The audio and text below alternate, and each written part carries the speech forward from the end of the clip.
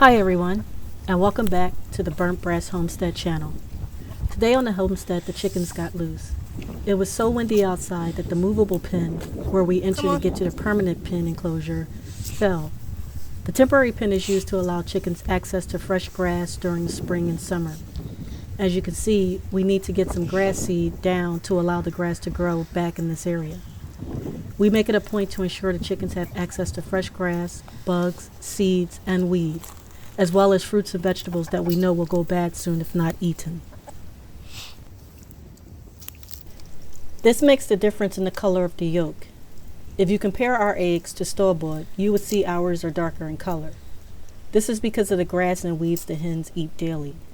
Although the chickens are confined to a somewhat small area, we move the pen every so often during the warm seasons so they get a fresh bed of grass. They also get grass clippings when we mow the lawn. During the winter, they get the weeds from the greenhouse.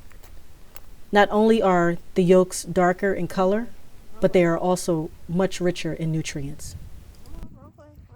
There you go. Keep going. Keep going. Keep going. No. The other way. Yep.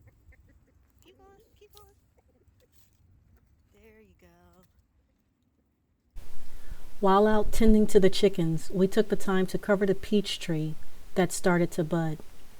My area experienced a brief period of nice weather, followed by snow, back to nice temperatures.